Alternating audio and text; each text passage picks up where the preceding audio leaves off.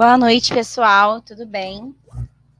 Eu sou a Beatriz, a vice-presidente da LAESM, e como vocês sabem, hoje nós vamos fazer a palestra, né, sobre o autismo na contemporaneidade, e nós estamos muito felizes de receber a Marina Almeida.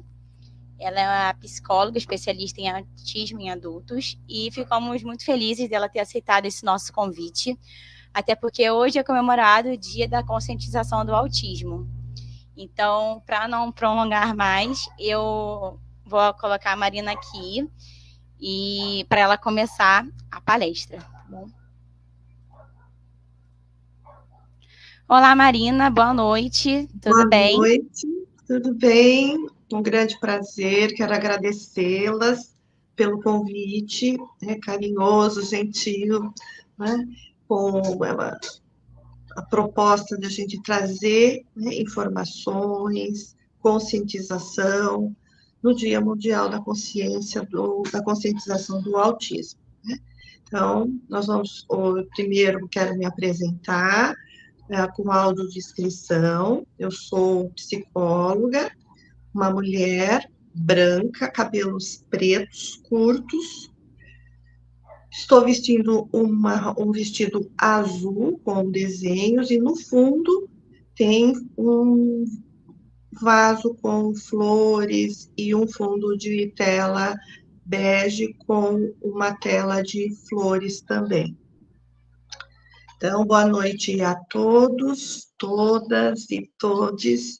Então, nós vamos começar hoje a palestra falando das questões atuais, né, da contemporaneidade, os desafios e as perspectivas atuais do autismo. Então, nós aí vamos fazer uma parceria que a Beatriz vai estar me ajudando na transição do slide. Então, a gente vai conversar sobre os aspectos e eu vou trocando algumas ideias com vocês. No final, a gente vai ter um tempo para perguntas, para a gente trocar informações e aquilo que eu puder colaborar com vocês.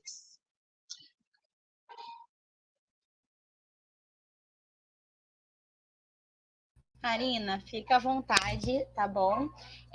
Quando você quiser que eu passe já, é só você me pedir que eu vou estar aqui no bastidor, só para estar te dando apoio.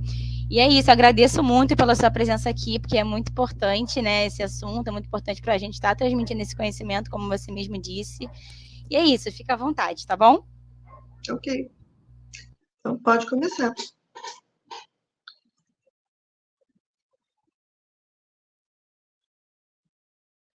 Então, vamos começar pelo conceito atual do transtorno do espectro autista, que é considerado hoje, né, um distúrbio do neurodesenvolvimento, caracterizado por um desenvolvimento atípico, então não esperado, né, que vai saindo fora, né, do que a gente espera e apresentando manifestações comportamentais, déficits na comunicação, na interação social, padrões de comportamentos repetitivos e estereotipados, podendo apresentar um repertório restrito e interesses e atividades. Então, essa definição atual é da Associação de Psiquiatria Americana desde 2013. E a gente considera hoje um fenótipo, né, do TEA, né, que é esse gene que a gente está tentando detectar, que ainda nós não temos, nós sabemos que é de base genética, e ele vai trazer características ímpares no comportamento de pessoas autistas. Então, ele vai abranger também o que a gente chama de espectro, por isso que ele é diferente, né, para cada um, tanto no acometimento de leve, moderado e severo, como na forma de apresentação. Então, ele pode abranger indivíduos com deficiência intelectual, então, ele causa a deficiência intelectual mais as características do autismo, desde inteligência grave e baixo desempenho, a comportamentos que são de alto desempenho, altas habilidades, superdotação, também habilidades comportamentais adaptativas e indivíduos normais. Então, a gente pega uma área, tanto da deficiência intelectual, inteligência normal e inteligência superior, na média superior, altas habilidades, superdotação, que são grupos, né, quando tem essa inteligência mais preservada, tem mais capacidade de desenvolvimento da independência. Isso não quer dizer que pessoas que têm deficiência intelectual também não possam ter independência e autonomia, mas vai depender, depois a gente vai falar um pouquinho mais na frente, qual é o nível de suporte para que essas pessoas conquistem a sua autonomia e independência ou precisam, né, sempre ter um apoio para que elas se tornem funcionais. Então, esses indivíduos também podem apresentar uma série de comorbidades, tanto psiquiátrica, como as mais comuns, a ansiedade, a depressão, ou neurológicas, como TDAH, dislexia, dispraxia, alexitimia, distúrbios do sono, distúrbios gastrointestinais e epilepsia. Então, o autismo, ele nunca vem sozinho. Ele é sempre comórbido, porque como ele é um marcador de base genética, ele vai trazer informações transgeracionais. Então, tanto informações maternas, né, dos genes que vêm vindo das famílias, da primeira geração, segunda, até chegar na família dessa pessoa acometida e como a família paterna. Então, veja, é um conjunto de informações que vão estar nesse fenótipo. Então, não existe uma comorbidade única. Então, o diagnóstico de autismo e a apresentação dele, né, nessa pessoa, é sempre complexa. Vamos lá para o outro. Então, aqui é a característica do autismo, que a gente chama de multifatorial e poligênico. Por quê? Ele está vindo de várias informações e múltiplos fatores. Então, não é é esse daqui, não temos esse daqui, ele é multifatorial. Poligênico, porque está vindo de uma série de marcadores genéticos de genes dessas famílias. Então, aqui tem um exemplo que a gente chama, né, o efeito copo, de como o autismo se repete na família, né, e a incidência. Então, se a gente tem lá um fator fraco e um fator forte, então, um determinante de uma mãe ou de um pai que tem um marcador de base genética para o autismo, quando esses dois, né, casam, e aí a gente vai ter a prole. Então, qual é a incidência e prevalência de ter um filho autista? Então, geralmente, a prevalência é no sexo masculino, e no primeiro filho, se for masculino. Depois, pode pular uma criança que vai nascer sem autismo, a segunda pode ser sem autismo, e a terceira criança, de novo, repetir o quadro do autismo. Então, ele vai trazendo esses marcadores. Em meninas, a apresentação é diferente. Então, a prevalência geralmente acomete mais meninos ainda do que meninas. Mas a regra é que há presente na primeira gestação, quando a gente tem dois pais com determinantes genéticos fortes.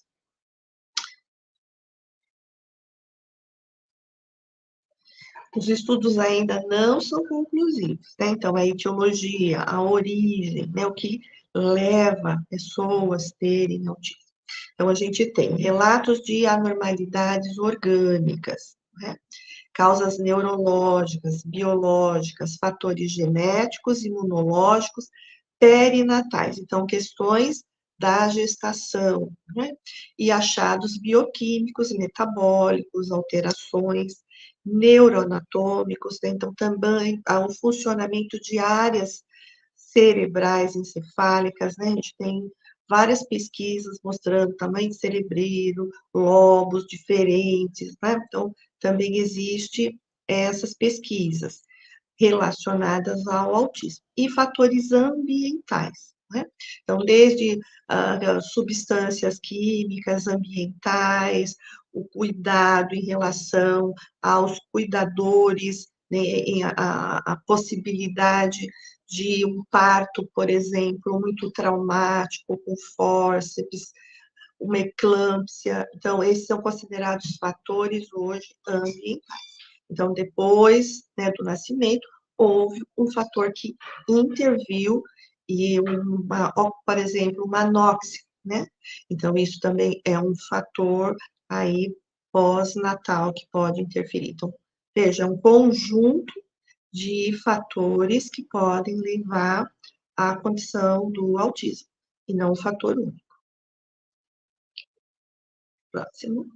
Prevalência, né, atual, né, da última estatística de 2023, ela é realizada pelo Centro de Controle de Diagnóstico dos Estados Unidos, né, vamos dizer assim, a nossa referência, né, de estatísticas de acometimento de pessoas autistas. Então, é a estatística mais relevante que a gente tem, né, aonde, né, como é que está sendo produzido a incidência de pessoas autistas, né? Então, é um controle. No Brasil, nós não temos, nós trabalhamos apenas com probabilidades de incidência, não temos um controle ainda estatístico, né? Algumas universidades esse ano se manifestaram, né, com pesquisas, inclusive no Rio de Janeiro, a Unifesp aqui em São Paulo, então tem várias universidades que estão tentando fazer pesquisas estatísticas e saber, né, como é que está a questão do autismo no Brasil. Então, atualmente, a gente tem a cada 36 pessoas, uma pessoa pode ser autista.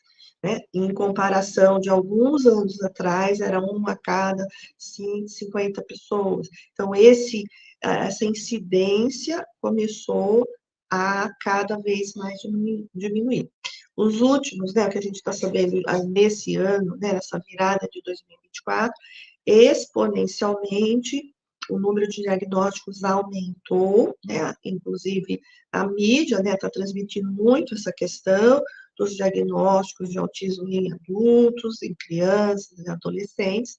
Então, o acesso à possibilidade de encontrar hoje, né, clínicas e profissionais e, além de tudo, a informação está facilitando as pessoas conseguirem serem compreendidas e encontrarem o seu diagnóstico, tratamento e os seus direitos, né? Isso tem que ser um contínuo. Não adianta ter o diagnóstico e não fazer nada, né, dos tratamentos, né, dos níveis de suporte que são necessários, né? Ou só ter os seus direitos. Na realidade, é uma pessoa que precisa ser compreendida de uma forma inteira e integral, não como uma psicopatologia. O diagnóstico, ele só serve para uma garantia de direito e a gente saber, né, que caminho terapêutico vai ajudar a condição de funcionalidade dessa pessoa neurodiversa, né? Mas não reduzi-la a um código de doença, né? Não é essa a ideia que a gente deseja, né? Uma visão psicopatológica, mas uma visão humanística e integradora dentro de um universo inclusivo, social, para que se crie políticas públicas, né? Então, a ideia da política pública, ela vem exatamente quando a gente tem quantos indivíduos tem para a gente atender a demanda dessas pessoas. Quando a gente não sabe quantos somos, não se cria políticas públicas. Então, isso é muito importante saber quantas pessoas autistas temos no Brasil para que as necessidades delas possam ser atendidas. Vamos lá para a próxima. Então, aqui a prevalência, né? Então, a prevalência é a questão do gênero feminino e masculino. Hoje a gente tem algumas teorias, né, sobre a questão do fenótipo feminino, né, que ele é o protetor, por isso que o diagnóstico das meninas acabam sendo mais tardios, porque a evolução clínica é diferente dos meninos e elas passam desapercebidas na infância. Então, hoje, a incidência, a cada 4 garotinhos, né, a gente tem uma menina.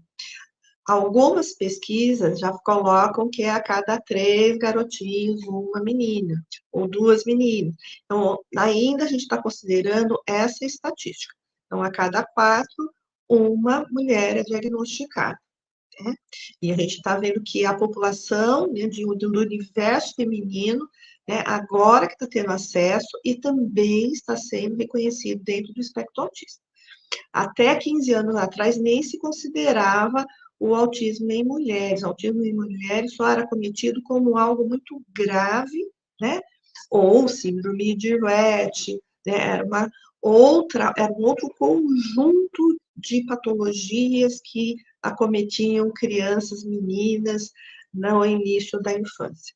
Hoje o diagnóstico mudou, né, com os novos estudos, perceberam que as mulheres também podem ter autismo, só que elas são subdiagnosticadas, né, porque elas têm um desenvolvimento diferente, o que apresenta primeiro são as tais comorbidades, né, como a ansiedade, o TDAH. Então, quando você olha, parece uma outra coisa. Ah, isso não é autismo, né, isso pode ser uma menininha muito ansiosa, né, ou ela é muito quietinha. Então, aqui vai passando sem ser percebida. Depois a gente vai conversar no final só sobre mulheres, né? Então, já estou dando uma palhinha para vocês já entendendo esse contexto do porquê, né, demorou-se tanto, né, as pesquisas eram voltadas para homens, porque não se entendia que o fenótipo ele tinha um desenvolvimento diferente, né? E ainda toda a forma metodológica de testagem, né, que a gente tem, foi baseado o quê? Em pesquisa através de homens, né? As pesquisas agora, de 15 anos para cá, que começaram na população feminina. Então, a gente está num boom de transição e de mudança, e estudando e olhando melhor como o funcionamento e o desenvolvimento do autismo se dá no feminino.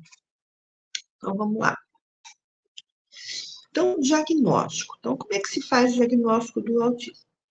Então, nós tivemos, né, a gente vem de uma história, né, do diagnóstico usando o DSM, e ele foi mudando a cada 5, 6 anos, aí faz a revisão, e ele foi mudando. A última revisão é agora, né, foi lançado o DSM-5, na sequência, depois saiu o DSM-5 revisado, porque ele colocou mais um item. Então, nós temos 5 itens de critérios descritivos para o autismo. Então, por que ele precisou ser revisado? Né, para alguns diagnósticos, inclusive para o autismo, o marcador precisa estar presente desde a infância. No DSM-5, ele só, né, o último item era que tinha que ter no desenvolvimento o autismo. Então, podia ser a qualquer momento, não é? No meu desenvolvimento, eu me tornei adulta, depois da pandemia, em algum momento do meu desenvolvimento fui acometida. Então, isso dava o quê? Uma brecha diagnóstica de erro, né? Então, com a revisão do DSM-5, eles colocaram e precisa estar presente desde a infância. Então, ele é o quê? Um contínuo, a gente não vira, ninguém se transforma em autismo, né, depois da pandemia, né, ninguém acontece esse tipo de, né, transformer, né, as pessoas já eram, né, e talvez pelo fato da pandemia, isso pode ter agravado o comportamento. Mas se esse marcador não está presente ao longo da vida, pode ser outro diagnóstico, outro sofrimento emocional, psíquico, comportamental, que não é o autismo. Então, essas revisões do DSM-5, TR, tiveram esse objetivo, de garantir exatamente o que é uma parada de neurodesenvolvimento. E é por isso que ele gera o quê? Déficits nas áreas que a gente conversou lá no início. Então, vamos lá. Um outro manual que a gente também utiliza, né, a gente usa, são 2 manuais de marcadores de neurodesenvolvimento, né, tanto o DSM-5, revisado, e a gente vai usar também a CID-11, que já entrou, né, como validade no Brasil, mas ainda a gente tem mais 4 anos para abandonar o CID-10 e fazer as adequações e aprender, né, como é que faz o diagnóstico pelo novo Código Internacional de Doença. Então, Beatriz, por favor, passa o outro slide. Então, vamos lá. Então, a gente estava na CID-10, ainda ele continua sendo válido, aí por mais 3 aninhos, e ele mudou, né, para a CID-11, a forma diagnóstica do autismo. Então, a síndrome de Asperger, ainda tem gente que está sendo diagnosticado como síndrome de Asperger. Então, essa classificação, esse diagnóstico já caiu, né? Então, a gente tem que aproveitar, né, se conscientizar que já mudou os critérios diagnósticos, A gente usar o critério diagnóstico do CID-11, né, do Código Internacional de Doença, que já vai trazer os classificadores, tanto da linguagem, preservação da inteligência e do comportamento. E usar o DSM-5 revisado. Então, a gente usa 2 classificadores para ficar bem completinho quando se faz um diagnóstico. Então, diagnósticos ainda de síndrome de Asper ainda, infelizmente, são emitidos, mas deveriam estar já adequados às novas revisões diagnósticas, porque a gente não coloca mais esses classificadores, né, como autismo infantil, atípico, síndrome de Rett, que estava classificada dentro, né, desse critério diagnóstico de transtornos globais do desenvolvimento, não é mais. Então, tudo isso foi modificado, né? Então, também isso é muito importante para os profissionais de saúde, se atualizarem como fazer um diagnóstico direitinho.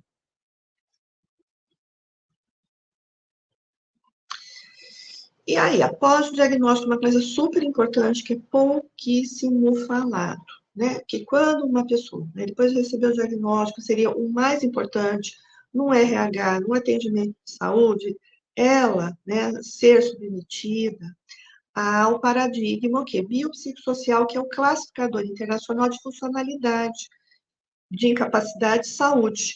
Então, é onde, quando você faz uma avaliação através da CIF da pessoa, então, olha, eu recebi o diagnóstico de autismo mês passado. Então, seria importante que o RH, o sistema de saúde, usasse a CIF para o quê? Ele vai me dizer, né, o que o ambiente, o que é necessário de adequações para que eu me torne funcional. Então, ele não vai trabalhar com o critério diagnóstico da psicopatologia, mas critérios de inclusão biopsicossocial, onde aquela pessoa ela passa a ser um ser humano que tem um funcionamento peculiar, pode ser qualquer coisa, né, desde uma deficiência auditiva, uma deficiência intelectual, o autismo, deficiência múltipla, né, ou cadeirante, qualquer tipo de deficiência, ou acidentes, né? A gente tem vários tipos de acidentes, e que levou a pessoa a se tornar aí portadora com uma condição de deficiente. Então, a CID, quando ela avalia essa pessoa, ela vai dar os classificadores de necessidade de acomodação daquela pessoa, do que ela é boa, do que o ambiente precisa ser modificado e de que áreas ela tem como vulnerabilidade. Então, a gente precisa divulgar mais os classificadores da CIF, porque é assim que a gente cria a política inclusiva, senão a gente só fica de novo na psicopatologia, né? Então, a mesma coisa na universidade, para adequação, né, dos seus alunos, entender isso. Em vários âmbitos, a gente precisa conhecer os classificadores da CIF, né, que faz parte desse movimento de uma sociedade mais inclusiva, onde não vai vir a patologia, mas vai ver o ser humano, que precisa ser funcional e a sociedade precisa se adequar, né, nas necessidades dela. Então, isso que é uma política afirmativa inclusiva. Então, agora a gente vai conversar um pouquinho sobre os indicadores do TEA. Então, assim, como é que a gente reconhece que alguém possa estar no espectro? Então, a questão primeira é um déficit de atenção compartilhada, né? Então, esses são os indicadores precoces. Então, a gente vai conversar desde um bebezinho, depois a criança, o adolescente, o adulto e os velhinhos autistas também. Então, eu gosto de conversar sobre o autismo no desenvolvimento humano, não só a criancinha, né, que é o que a gente mais fala, depois pula, né, vai para o adolescente, depois a gente some, né, não fala mais. Então, a gente tem que conversar como marcador de desenvolvimento humano.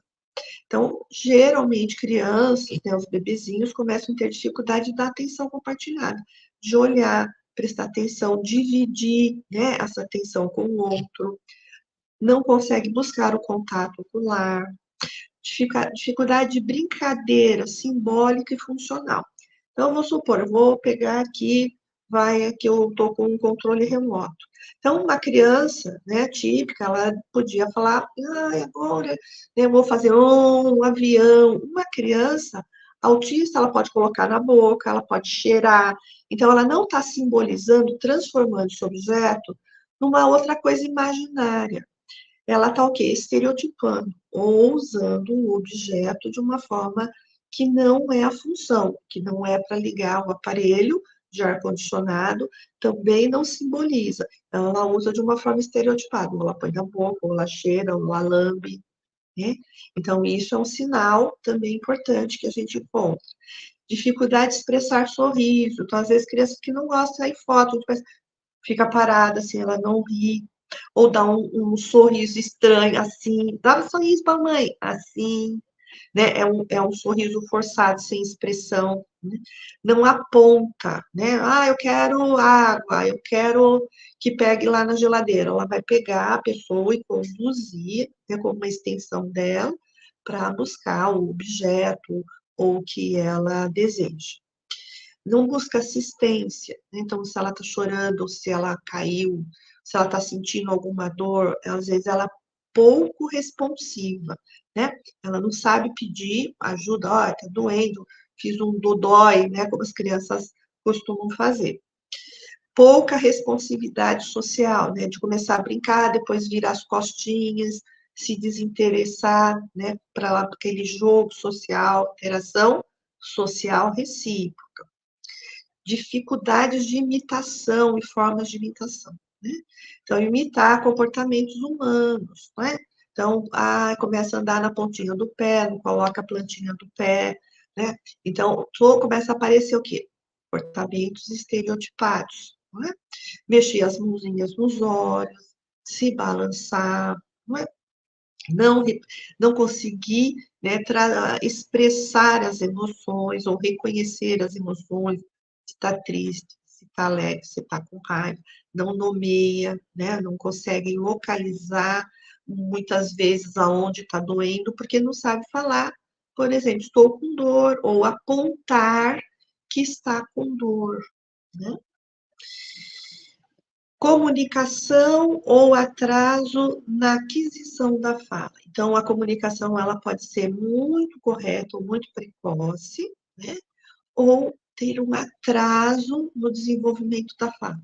Então, muitas vezes pensa, é deficiente auditivo, não está falando. Então, uma das primeiras hipóteses é, ou a criança falam que é preguiçosa, não quer falar, né? Mas ela tem um atraso, é um dos marcadores, atraso de fala, né? Ou falas estereotipadas, e isso a fala, né? Onomatopeias ou sons estranhos, né? E ela não tem o engajamento da construção semântica de nomeação, né? Movimentos de mãos e do corpo, então balanceio, as mãozinhas, né?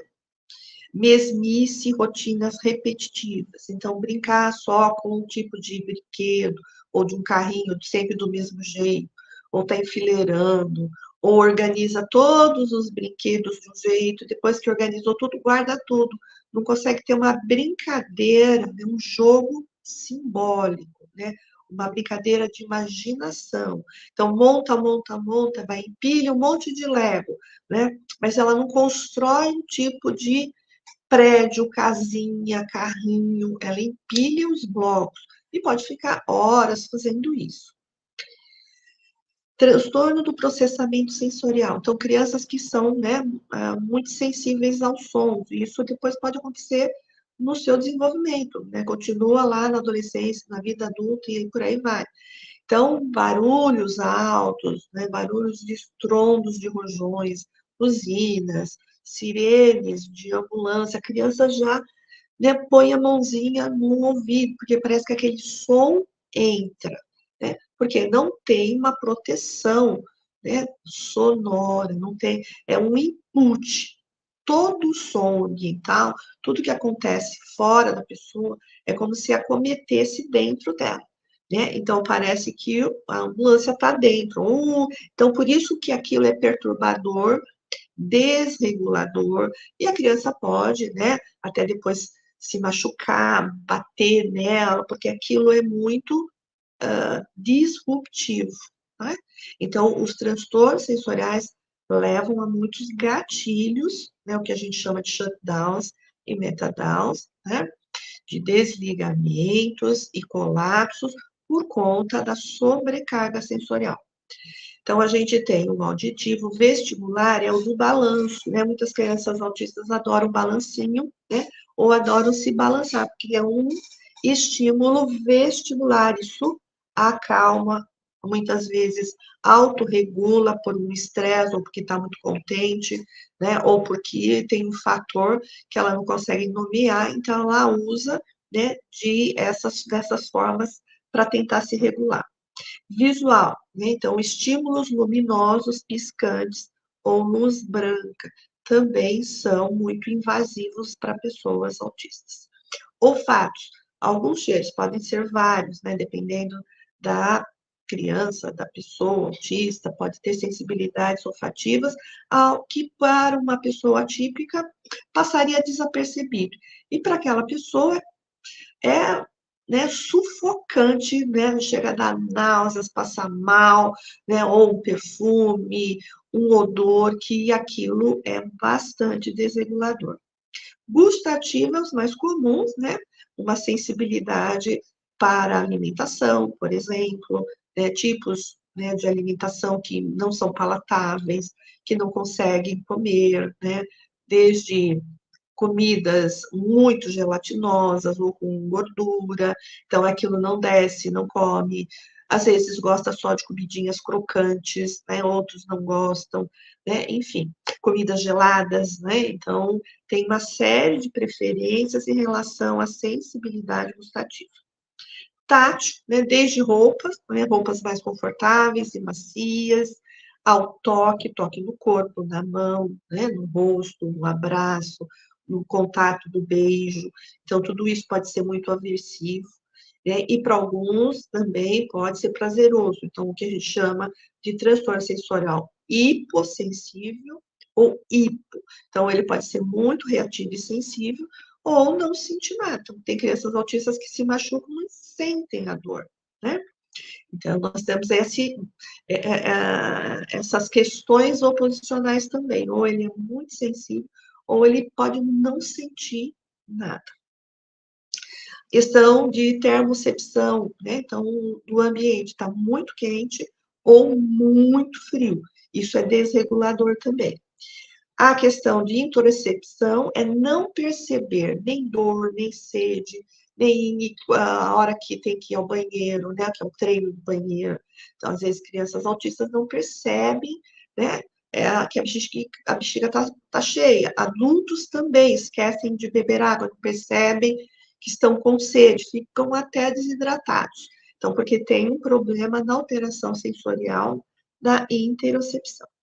E problemas gastrointestinais e alteração do sono também são muito comuns na infância, né, as crianças, os bebezinhos também apresentarem. O protocolo recomendado. Então, se eu notei algum desses sinais, o que eu tenho que fazer? Então, avaliação de crianças e adolescentes é equipe multiprofissional. Então, primeiro, levar no neuropediatra ou no neurologista, né, infantil, ou psiquiatra infantil. Então, a primeira porta de entrada é o pediatra, né? O pediatra, pela Sociedade Brasileira de Pediatria, né, ele deve já começar a reconhecer esses sinais e encaminhar para um neuropediatra ou um neurologista infantil ou psiquiatra infantil, né? O que é o que a gente chama de diagnóstico precoce, né? A gente não fecha ainda, mas vai observar quais são os pontinhos que têm aí de atraso de neurodesenvolvimento. E aí vai para a equipe, né? Então, ele vai ser avaliado pelo médico, pela psicóloga, né? Para ver as questões emocionais e comportamentais, pela fonoaudióloga, para ver a estrutura da fala, a linguagem, terapeuta ocupacional, para olhar a motricidade e transtornos sensoriais. Então, veja, todos os aspectos que a gente conversou, cada profissional vai fazer a sua avaliação. E se dependendo, tem crianças que têm atraso psicomotor também, né?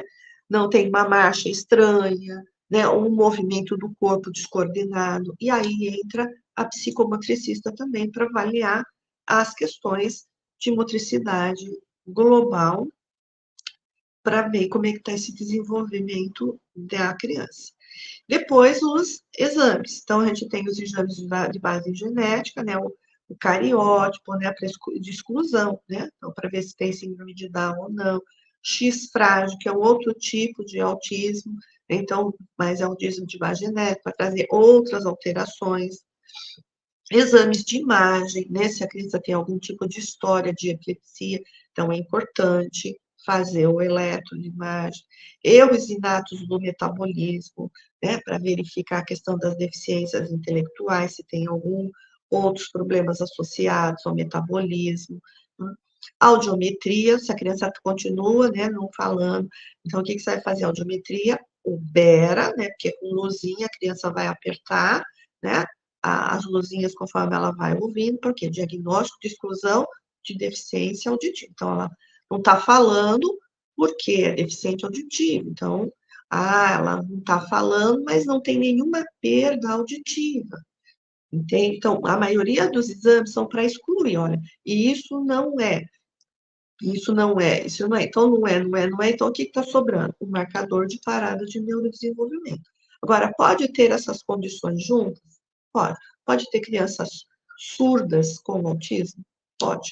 Síndrome de Down com autismo? Pode. Deficiência intelectual com autismo? Pode também. Esse outro teste é quando é de menininhas e tem, né, a síndrome de Rett, uma das características, a criança ela fica batendo palminha.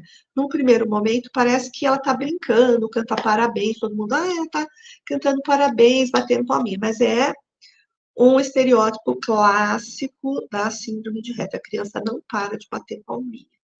Então, é um, né, dos marcadores de Rett, é ter que fazer o exame, o MECP2, para ver se não é síndrome de Rett, no caso de menininhas. Exame clínico físico, né, olhar como é que está a condição de desenvolvimento dessa criança, e aí o checklist de autismo, né, que é o primeiro mais recomendado, é o M-Chat revisado. Então, ele vai fazer os marcadores precoces de neurodesenvolvimento para ver se tem marcador de evidência. Se tiver, qual é a conduta? Começar com estimulação precoce. Então, é o que a gente chama de janela, né? Então, quanto antes a gente tiver o diagnóstico, né, a probabilidade de, em 14 meses, ter alguns marcadores, a gente começar com estimulação precoce, a chance de a gente alcançar, né, essa parada de neurodesenvolvimento para algo positivo, né, que ela avance, por quê? Tem uma plasticidade neuronal maior quando é criança. Então, a chance dela melhorar toda essa condição de parada de neurodesenvolvimento é muito maior do que um diagnóstico já tardio com 7, 8, 10 anos. Né? Então, vamos lá para o outro.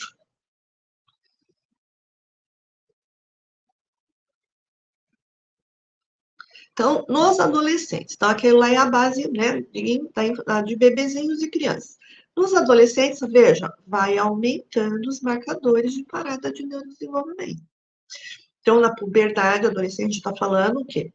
Já de 10, 11, 12, 13, 14, 15 anos. Então, a dificuldade de interação social e comunicação, né, já é mais significativa. Problemas de fazer amizade, ela já não conseguia socializar com o pai, com a mãe, com o vovô, com o irmãozinho, né? Depois vai para o grupo social, a coisa fica difícil.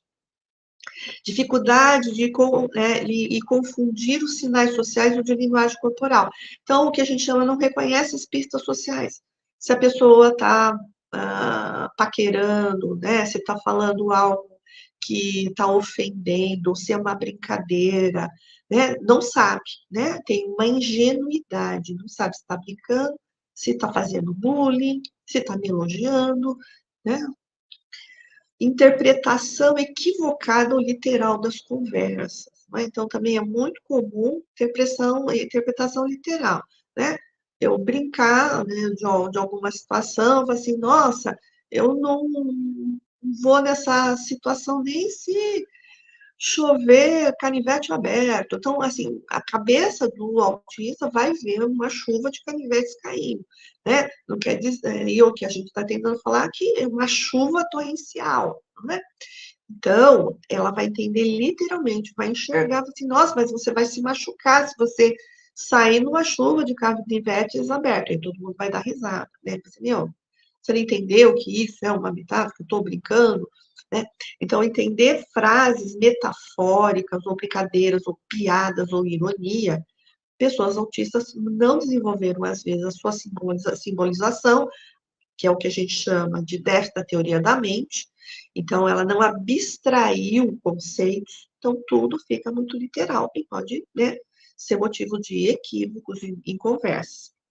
Optar por fazer amizades online. Então, aí adolescentes vão começar a colar em internet e em celular, porque daí fica mais fácil, né?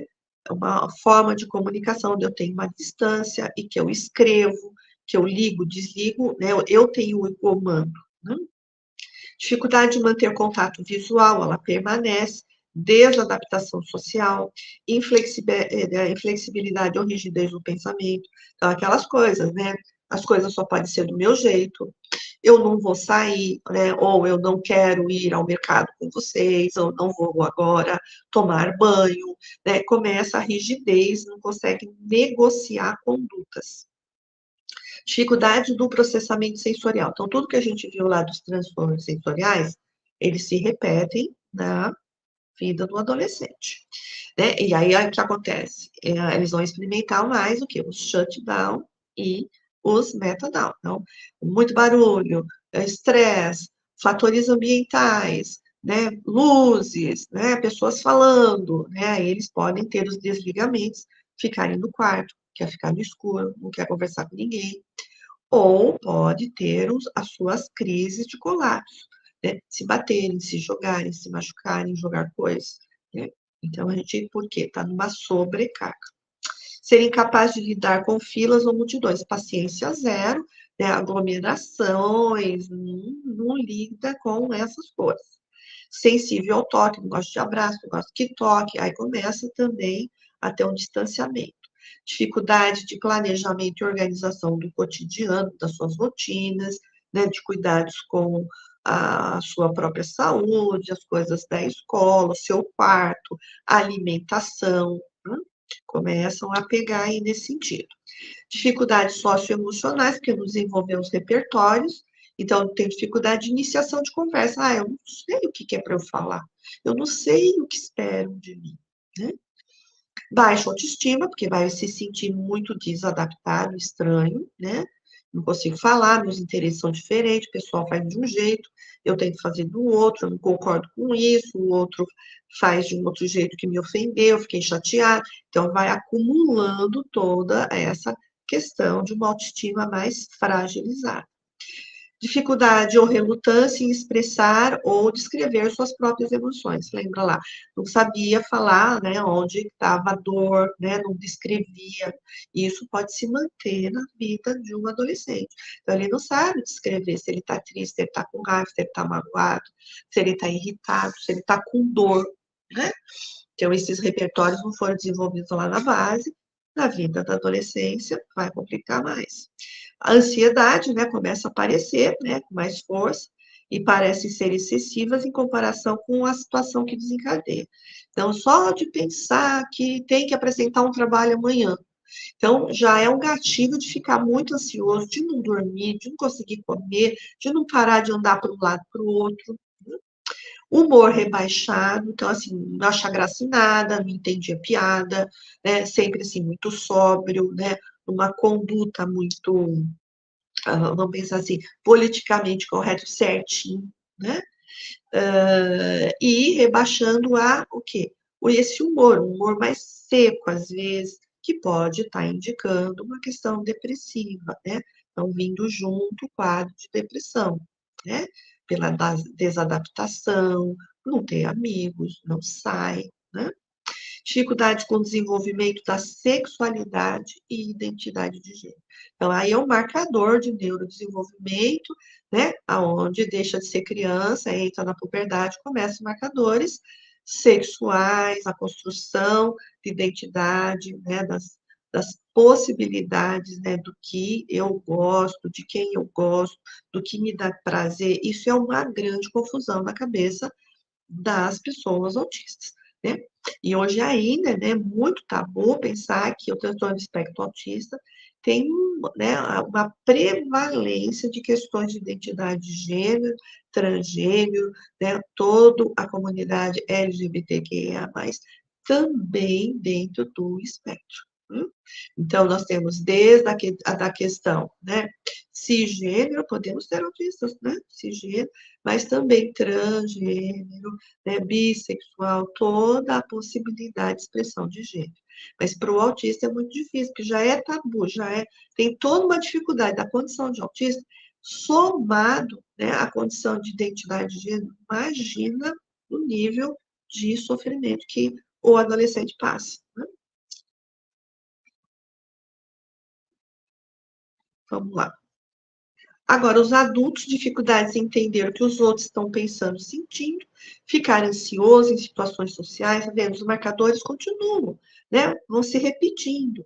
Aí parece que a linguagem é mais rude, desinteressado dos outros sem querer, dificuldade, novamente, em dizer como se sente, entender as conversas literalmente, ter a mesma rotina, vai ficando o quê?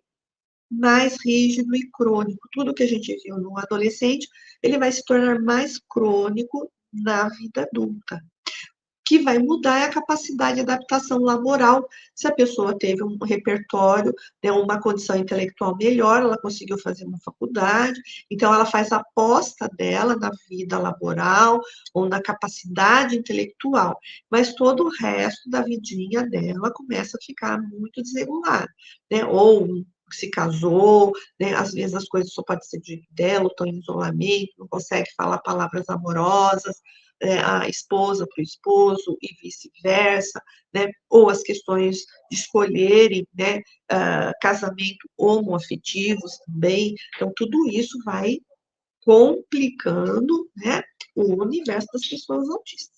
E pode levar ao que? Esse excesso de sobrecarga, porque já são autistas adultos, levar ao burnout autista, que é a fadiga crônica, não só do trabalho, mas do ambiente, né? Então, isso é próprio de pessoas autistas. Então, levou o quê? Um monte de estímulos, começa a trabalhar, porque é muito inteligente, muito capaz, ao mesmo tempo tem vários estressores juntos, que levam a uma fadiga, a depressão, níveis de ansiedade e autismo.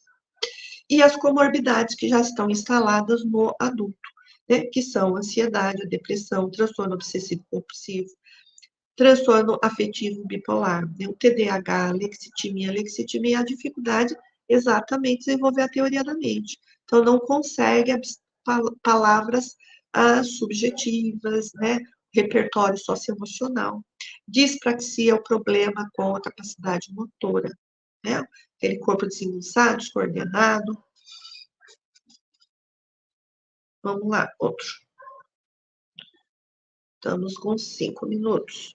Indicadores nos idosos, né? Então, como é que fica? As pesquisas ainda são poucos, né? Hoje a gente está tentando entender o que acontece com os idosos né, que não foram diagnosticados, né? Ou as crianças que foram diagnosticadas ao longo da vida e se tornaram idosas, né? O que está acontecendo? Então, o que a gente observa é que o ciclo se repete. Então, se antes, né, na época lá dos anos 80, onde mais ou menos começou né, o diagnóstico, se conversar mais, se falar sobre o autismo em meninos, então, esse grupo de pessoas que hoje chegaram, né, na velhice, então, o que está acontecendo com elas? Os quadros psiquiátricos e neurológicos se expandiram, porque nós não tínhamos tanta oferta de atendimento para essas crianças, esse povo. Então, o isolamento social aumentou, né, quando está velhinho. Então, velhinho, eu digo, acima de 65 anos, 70, né? Então, cerca de 40% de pessoas autistas idosas passam pouco ou nenhum tempo com amigos, ou seja, não tem amigos. Prevalência de comorbidades psiquiátricas e neurológicas já crônicas, né? Então, aí mandam no fenótipo, quer dizer, não adianta ser inteligente, superdotado, a inteligência, ela vai rebaixando ao longo, né, do sofrimento emocional, então a inteligência não segura e não mantém ninguém, né? É apenas um aspecto do nosso comportamento, da nossa personalidade. Mas o fato de ser inteligente, mesmo superdotado, altas habilidades, qualquer coisa que seja, não garante saúde mental. O que garante saúde mental é de cuidar dela. né? Então, se as comorbidades psiquiátricas ou neurológicas não forem tratadas, eu não vou conseguir estar funcional, minha inteligência não vai estar fluida, ela vai começar a rebaixar, eu não vou ter atenção, vou ficar cansado, vou ficar confuso, né? Então, isso vai prejudicando o desempenho. As estereotipias, né, vai começar, né, de novo, né, ficar aí mais evidente, solidão, sobrecarga sensorial, sentimentos de alienação social, então, sou um ET, sou esquisito, ninguém me quer, ninguém me ama, né, sentimento exatamente de rejeição social, de desadaptação, a adição, né, a rotinas específicas e ficar irritado se as rotinas forem interrompidas. Então, tá mesmo grudado na mesmice.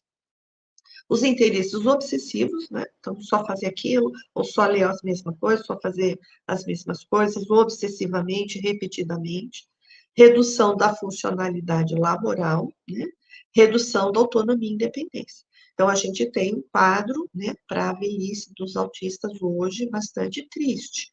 Então, muitos voltam para casa, né, ou em situações asilares, por não estarem mais funcionais, por falta de tratamentos adequados.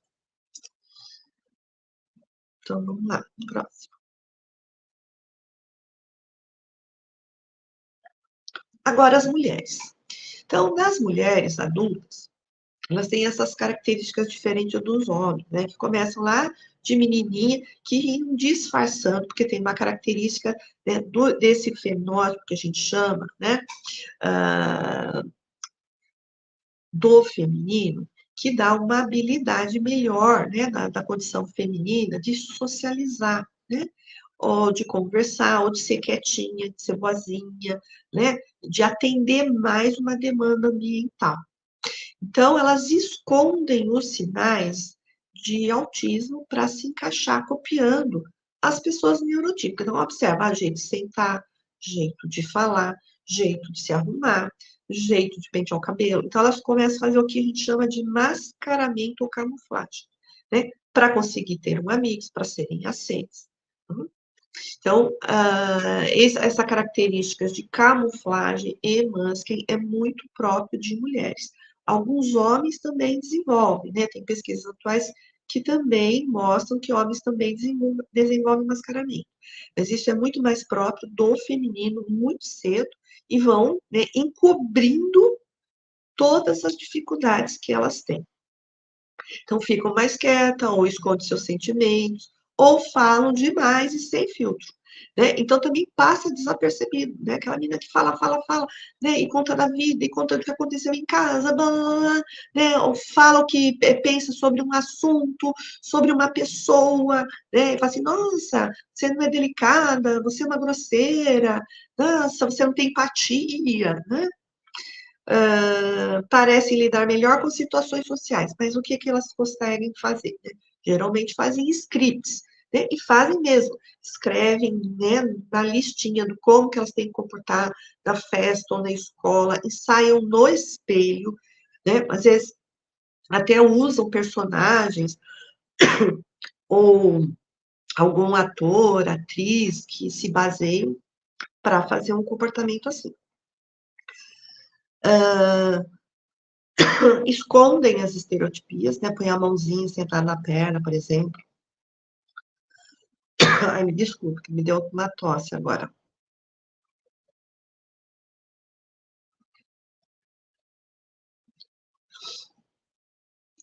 Episódios, né, dos colapsos, desligamentos e os subdiagnósticos de ansiedade, depressão, fobia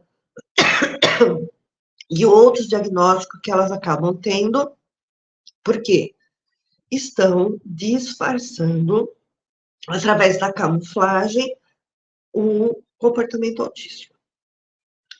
Quando a camuflagem ela se torna tão evidente, né, tão constante, tem um sentimento nas mulheres autistas de síndrome de impostora.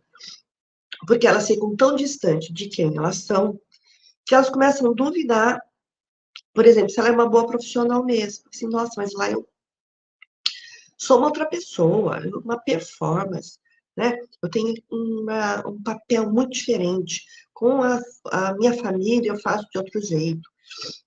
Então, essa distância em quem ela é e da forma que ela se relaciona em diferentes papéis sociais pode dar um sentimento de que ela não é uma boa pessoa, ou de que ela não é uma boa profissional, né?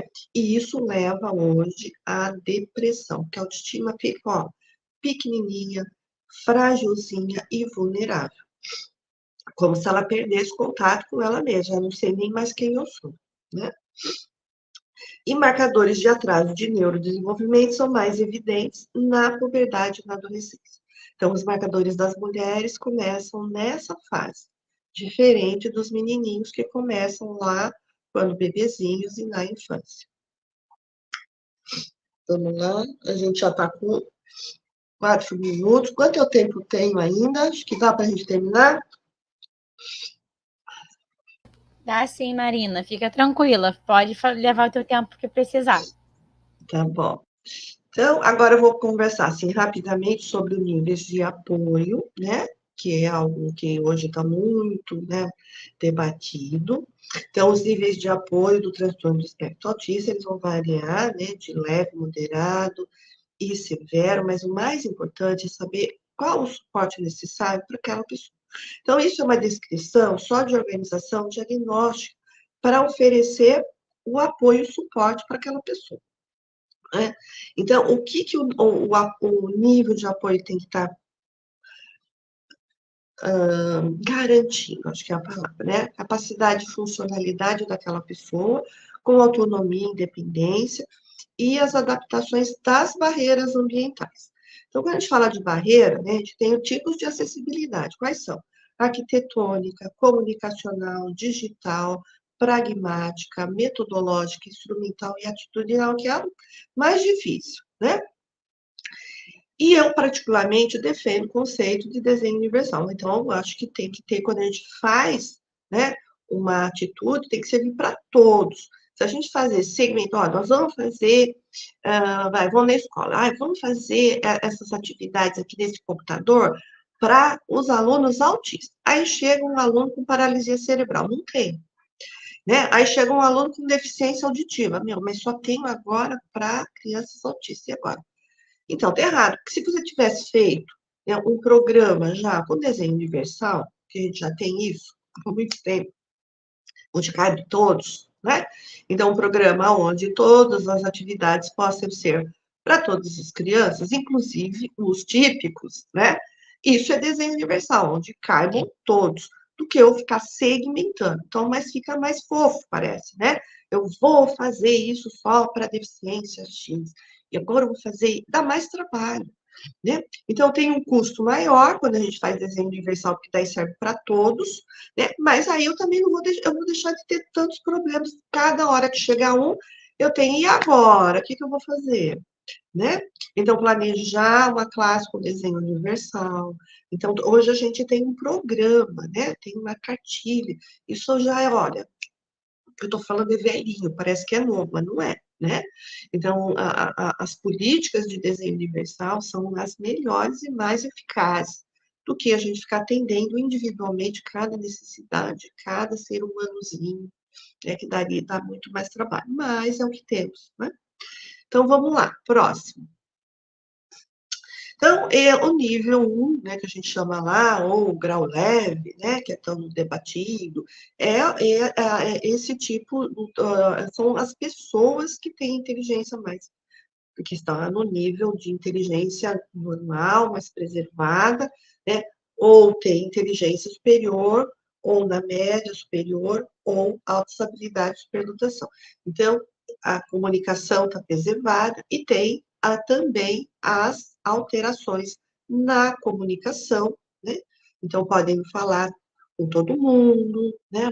Não gostam de falar, por exemplo, por mensagem ou atender telefone. Então, tem vieses na comunicação, tem vieses nos problemas sociais e relacionais, né? Então, todos aqueles marcadores que a gente viu lá da definição do transtorno de espectro autista, né, eles são acometidos num grau mais leve. Mas isso, né, é muito singular para cada pessoa autista. Então, para um, o outro é preservado a linguagem, mas do ponto de vista social, nossa, ele não lida com ninguém, odeia a gente, né? O outro, não, eu até consigo, tenho até amigo, mas eu não tenho interação, eu só falo com os três ali que são mais meus, os outros não falam, entro mudo e saio calado da escola, né? Então, essas variantes, né, do espectro e da funcionalidade, sempre único e singular. Então, não existe duas pessoas autistas iguais. Então, isso a gente coloca num classificador de uma forma para organizarmos e atendermos, né, uma forma clínica e de suporte, que você precisa ter um parâmetro da onde você vai começar o atendimento. Então, esses critérios foram criados exatamente para isso. Né? Mas isso não quer dizer que todo mundo tem que ter tudo isso igualzinho, e não vai ter mesmo. Né? Isso é para cada criança, para cada adolescente, mas tem que ter, né, esse critério básico para estar nesse nível de funcionamento. Vamos ver o 2. Pode passar o 2 lá. O 2, aí o nível de apoio já é substancial, né? No nível 1, as pessoas têm um apoio mais leve, que pode ter um psicólogo, psiquiatra, um terapeuta ocupacional, para manter, né, os comportamentos, tratar as comorbidades, transtornos sensoriais, uso de medicação. Já no nível 2, como pode ter presença da deficiência intelectual, de um atraso significativo da linguagem, atraso significativo das relações sociais e outras comorbidades, então o nível de suporte já é mais substancial. Então, precisa do tal do mediador, né? Na escola, né? Uma criança que não tem toda a autonomia do mundo, né? Precisa de equipe multidisciplinar, né? Ou neurologista, psicólogo, TO, fono, psicomotricista, né? Então, os níveis de apoio vão se expandindo. Próximo. E o 3, o nível 3 de suporte, são, né, as pessoas autistas que já estão, né, com mais comprometimento, tanto intelectual, né, uma deficiência mais severa intelectual, geralmente trazem, né, epilepsia, o atraso de fala geralmente são não verbais, né, os comportamentos sociais bastante disfuncionais e as comorbidades. Então, faz com que essa pessoa, ela não tenha tanta autonomia e independência. Então, ela precisa dos apoios muito substancial. Então, ela precisa realmente que o mediador, que o cuidador, que os pais, né, estejam com ela para que ela seja funcional. Então, o nível de apoio aumenta e a intensidade também, né? Então, é isso que a gente chama, né, de níveis de funcionamento, graus do autismo, mas tudo isso, repito, é muito singular para cada criança. A gente tem esses parâmetros como uma resposta, até para dar, né, de políticas públicas, do que precisa na escola, de respostas de clínica, né? Mas na base, mais ou menos, esse funcionamento que. Então, nível 2 e nível 3 são os mais desafiadores do ponto de vista do quê? Na escola, né, em buscar os tratamentos, porque precisam de suportes mais intensivos, né, do que o nível 1. Nível 1 também, né, também tem um mito. Nível 1 tem um autismo leve, né, como se fosse, né, nada no autismo é leve. Então, quem está no nível 1 de suporte, no nível leve, precisa dos acompanhamentos de psicólogo, que fogem, né? Eu preciso. Né? Você deve ter ansiedade, depressão, toque, TDAH junto, gente. Né? Não tem autismo puro. Né? Você sou autista puro, não tem nada. Isso é raro, não conheço. Eu trabalho há 36 anos, sempre como em algum momento. Então, precisa dos apoios de suporte terapêutico. Porque senão isso vai acontecer com os velhinhos lá, né? A gente já sabe. Né? Autistas que não cuidarem da sua saúde mental se tornam disfuncionais. Então, não é o fato que é super mega inteligente hoje que vai continuar sempre se não cuidar da sua saúde mental, do seu relacionamento conjugal, do seu namoro, do seu trabalho, dos seus familiares. Né? Então, é uma dica da tia Marina, né? Precisa cuidar aí da saúde mental. Então, vamos lá. Os tratamentos. O que a gente tem de tratamento? Coisa que, né, era muito mais desafiador, né, nos últimos anos. Hoje a gente tem uma vasta respostas de tratamento, né? Então, uma das abordagens de intervenção, né, para o tratamento do autismo é a terapia ABA, né, análise aplicada no comportamento, e terapia cognitiva comportamental. São as terapias mais clássicas. As outras, né, a gente tem as estruturadas, né, como o TIT, TEANA, o PECS, né, que são os comunicadores de imagem, né, extremamente importantes para os autistas não verbais. As terapias desenvolvimentistas e humanistas, como Floor Time, o CERT, Sunrise, o método EMDR, a psicanálise contemporânea, que já mudou, acabou uma geladeira, essas coisas todas. A psicanálise contemporânea hoje traz uma série de possibilidades no atendimento, tanto de crianças, né, o bebê autista, a criança, o adolescente, o adulto, ser atendido na abordagem da psicanálise.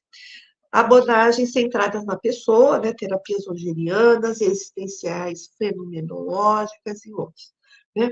Então, não há necessidade de se engessar, né, porque também eu não defendo teoria única, né? Somos sempre plurais, como a gente já teve, né, um exemplo de alfabetização. Agora o método X, da abelhinha, agora o método... A gente sabe que não funcionou, né? Na realidade, a gente precisa aprender todos os métodos para saber, né, que tipo é mais adequado, né? É o do letramento, como é que essa criança está processando, né? Cada criança é única, então a gente tem facilidade de entender e flexibilidade quando a gente conhece várias possibilidades de se alfabetizar. A mesma regra é para uma pessoa, né, autista. Então, quem é essa pessoa que demanda, né, que necessidades? Então, se ela tem repertórios bons, se ela tem capacidade de conseguir simbolizar a palavra, por que vai fazer métodos comportamentalistas se ela tem capacidade de elaboração? Então, cada autista é único e também depende da pessoa autista. Eu tenho vários pacientes que não querem fazer terapia cognitiva comportamental e fazem psicanálise. E dão bem, estão desenvolvendo, simbolizam e vão mandando bala, né? E tem pacientes autistas que estão indo bem, ótimo, terapia cognitiva comportamental. Então, assim, sou eu que decidi isso? Não, né? O próprio paciente percebe aquilo que está melhor, né? Então, em momentos, mesmo usando a psicanálise, eu posso, às vezes, dar exemplo o quê? Mais concretos. Eu não tenho nenhum problema, estou morna, não vou deixar de ser psicanalista ou de uma abordagem psicanalista quando eu preciso explicar, nomear, contextualizar, né? O inconsciente está lá. E a mesma questão da terapia cognitiva comportamental, que é uma abordagem mais de mudança de comportamento, desenvolver o repertório, né, socioemocional, como é que lida com situações de estresse, gatilhos, enfim. Então, uma modulação do comportamento. Então, é importante saber, né, de teorias que possam, né, acolher a pessoa neurodiversa. Intervenções precoces, né, para crianças, tem o ABA, o Early Start, o Denver, né, o método Denver, que é também um método comportamental, a psicanálise e o protocolo PRISMA. Outras terapias que a gente tem, né, arte-terapia, musicoterapia, ecoterapia, terapia com animais, integração sensorial, hidroginástica, dietas nutricionais, uso de medicamentos psicofármacos, né, uso da medicina tradicional, e os psicodélicos, né, que estão sendo aí mais amplamente divulgados, como o canabidiol. Então, vamos lá, próximo. Então, aqui eu trouxe só um mapinha, né, para a gente perceber os 11 sinais das menininhas, né, que preferem outras crianças, falem por ela, né. Então, sempre tem uma amiguinha, né, que é a mediadora da outra, né. Então vai lá, você me apresenta, suas amigas são minhas amigas, né. Paixões específicas ou interesses restritos e repetitivos. Né? Então, também tem amores idealizados, nunca falou com o garoto, tudo na cabeça, mundo da fantasia, né? Obsessões, fica stalkeando o garoto lá na internet, né? Sensibilidade em comum para situações sensoriais. Então, vai lá, um balão que estourou, nossa, aquilo parece que quase morreu, levou um susto gigante. Conversas restritas sobre tópicos de interesse. Então, só fala sobre ópera, por exemplo, né? Porque isso, porque aquilo. Dificuldade em controlar as emoções quando frustrado, então ataques de raiva, né? Depressão, ansiedade e, olha lá, um troca de humor. Né? Então, o humor começa lá na adolescência, lembra? Começa a ficar rebaixado, triste ou raivoso ou oscilando. Dificuldades em fazer e manter as amizades, né? Porque tem pouca resistência à frustração, pouco repertório, não se identifica às vezes, né, com aquele grupo e vai buscar isolamento. Muitas vezes ditas lá como tímidas ou quietinhas, né? Passividade incomum, só não sai, né, da classe, fica sempre isolada, ou só quer ficar em casa, no quarto. Dificuldade de comunicação social vão aumentando com a idade. E algumas apresentam convulsões, mesmo subclínicas. Né? Então, podem aparecer também a epilepsia, né, que às vezes não é notada. Como é feito o diagnóstico em mulheres? Então, o estereótipo do autismo, como uma condição masculina, né, historicamente, né, era coisa de homens, né, mesmo no âmbito dos cuidados de saúde, pode ser uma barreira para as mulheres obterem o seu diagnóstico de autismo, por isso são subdiagnosticadas. Então, muitos médicos profissionais da saúde ainda não sabem que o autismo pode acometer mulheres. Então, eles ficam fazendo diagnóstico. Não, você é bipolar, não, você tem ansiedade, você pode até ter tudo isso, mas também pode estar no espectro autista.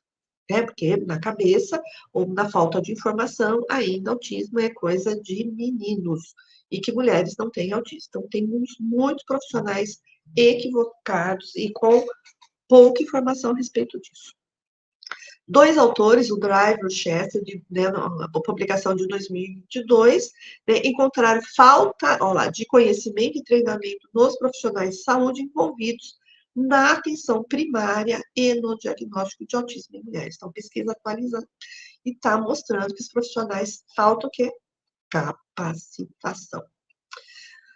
A presença do fenótipo feminino do autismo, né, e do efeito de camuflagem ajuda a confundir e dificultar a vidinha das mulheres, porque não mostram com facilidade todo o seu quadro de atraso de neurodesenvolvimento. O Lockwood e o Stream, né, e os colaboradores também, uma pesquisa de 2022, descobriram que as preocupações dos pais, percepções dos outros, a falta de informações, falta de recursos socioeconômicos, preconceito dos profissionais de saúde e comportamentos compensatórios de camuflagem das mulheres autistas são barreiras percebidas para fazer um diagnóstico de autismo. Então, é outra barreira também. Veja, um conjunto de barreiras que impedem o diagnóstico. Barreiras ao acesso de cuidado de saúde podem ser uma das maiores dificuldades no processo diagnóstico para indivíduos autistas. 80% dos adultos autistas relataram dificuldades em ir ao médico, né, clínico geral, obter diagnóstico e conseguir tratamentos de saúde a posteriori. Né? Então, por conta exatamente de falta de acolhimento. Não voltam nem vão ao médico. Os estereótipos, mitos e capacitismo do autismo continuam após o diagnóstico, impactando o acesso das mulheres autistas ao apoio à saúde disponível. Isto é mais desafiador em casos de TEA nível de suporte 2 e 3, né? Porque daí precisa de mais profissionais. Se já para um profissional para ajudar o adulto já fica difícil por conta dessas barreiras todas, imagine se for mulher no nível 2 ou nível 3, é mais difícil ainda. Escassez de profissionais de saúde especializados e com experiência em pessoas autistas em um número menor, né, de especialistas em autismo. Então, a gente tem poucos especialistas em autismo e um número ainda menor de especialistas em autismo em mulher.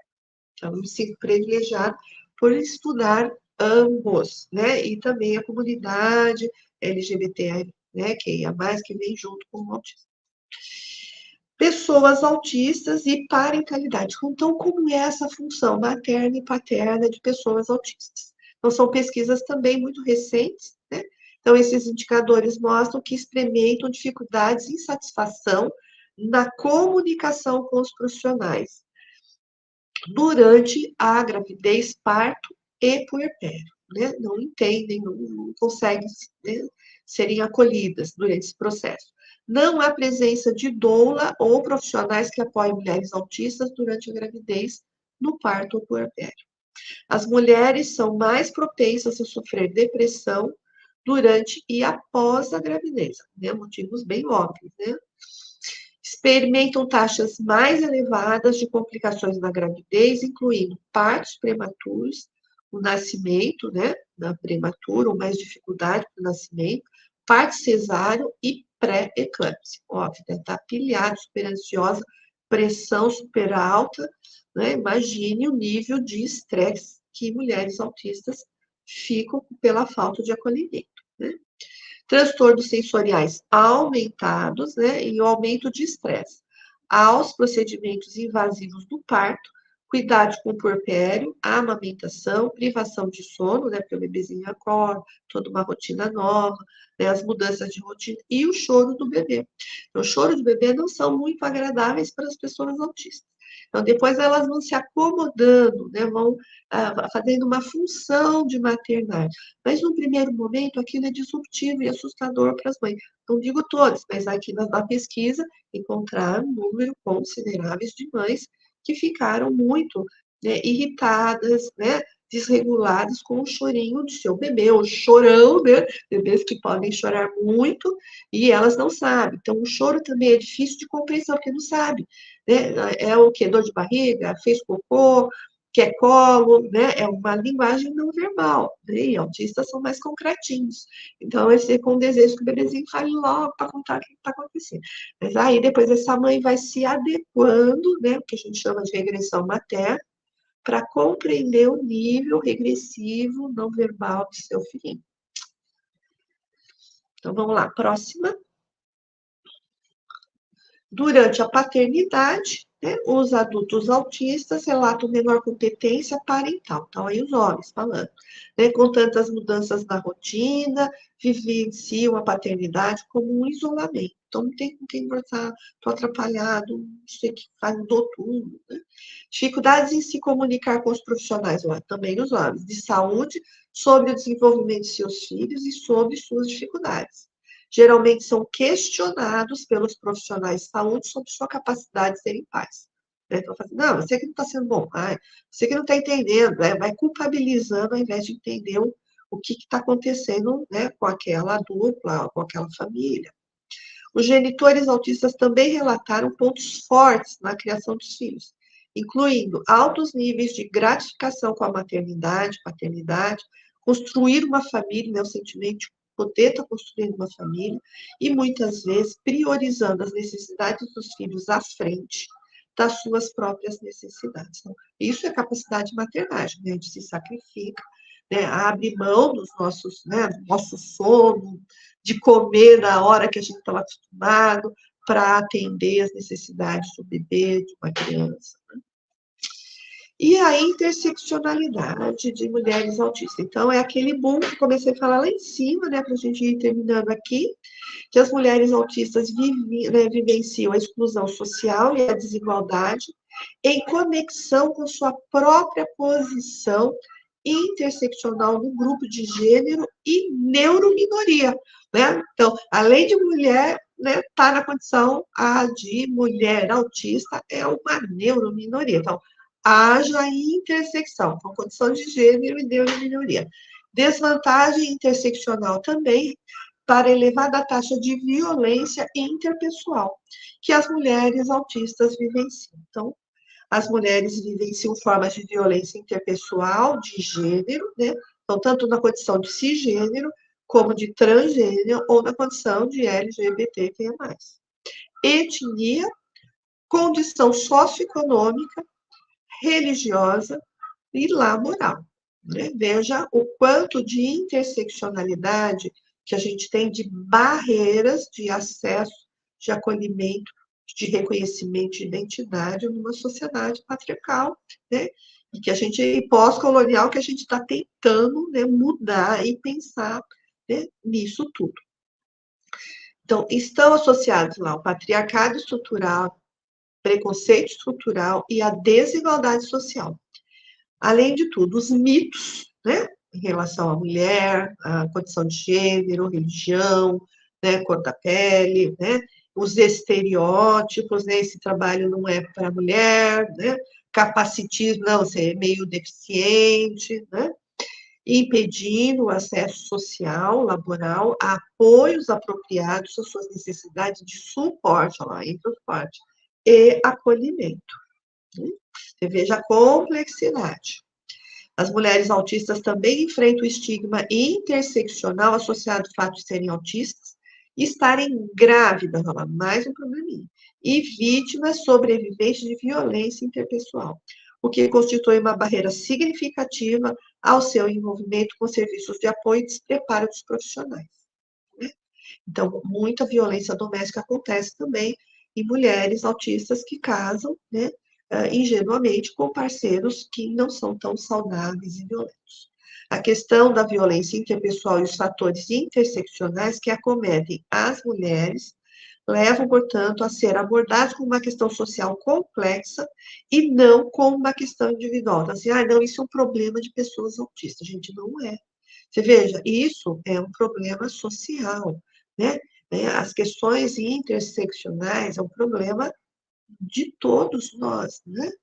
Então, não é do autista, né? Ou da mulher preta, não é isso, né? É muito mais complexo. E as respostas também precisam ser construídas de um outro, né, nível de complexidade, né? E não uma respostinha, às vezes, café com leite para jogar, né, vamos abafar o caso, né? Vamos lá. A vulnerabilidade, então, a Mary Ann, né, ela tem um livro chamado Autism in Adulthood, né, então, Autismo em Adulto, publicado em 2023. Então, ela aponta os seguintes indicadores de vulnerabilidade da mulher autista. Então, são muito mais acometidas de assédio moral no trabalho, né, que são ingênuas, né, aliciamento, então isso pode incluir desde o uso de internet, redes sociais para encontrar amigos, namorados, e colocando-se em risco de aliciamento online, né? Tráfico de mulheres, né? Mandar nudes, né? Maior risco lá do sexting, então é manda foto, aí manda a foto de você assim, assado, né? Depois faz chantagem, enfim. Maior risco de suicídio, né, na população autista, né, a gente tem 10 vezes maior vulnerabilidade de suicídio em mulheres e homens autistas comparado a neurotípicos. Então, veja o nível de desamparo, de falta de esperança desse grupo vulnerável socialmente, gente. É muito sério, é muito sério.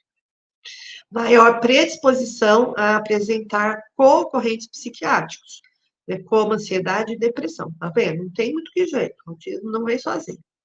Maior predisposição a doenças polissintomáticas, enxaqueca, problemas gástricos, dermatológicos, alérgicos. Maior risco de estresse pós-traumáticos. Maior risco de colapso, desligamento, instabilidade socioemocional em transições. Então, isso faz parte do espectro. Então, as transições que mudam rotina, né, o desenvolvimento geralmente entra em crise, porque tem que mudar tudo. Então, deixou de ser criança, entrou na puberdade, adolescência, mudou tudo, o corpo cresce, né, a sexualidade vai aparecer, as questões dos hormônios, né? E depois vai virar adultos, responsabilidades, vou para a faculdade, muda tudo. Então, as transições geralmente levam a crise, né?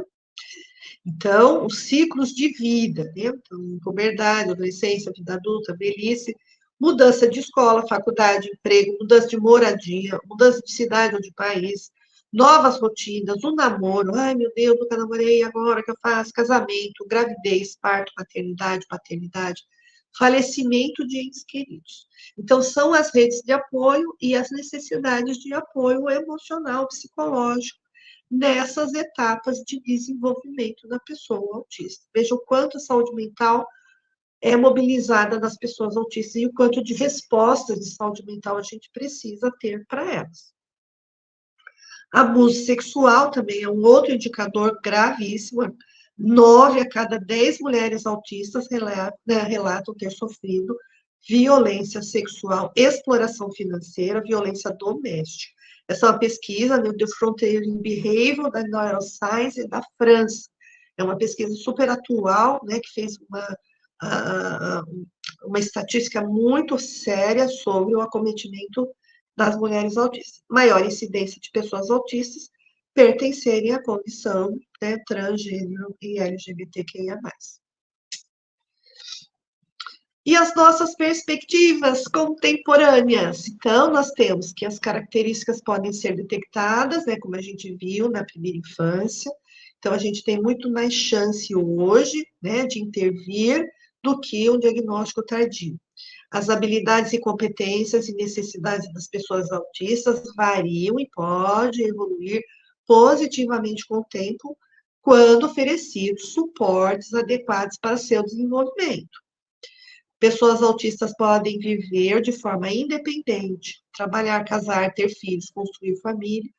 Outras têm deficiências graves e necessitam de cuidados e apoio ao longo da vida, os níveis de suporte que eu expliquei.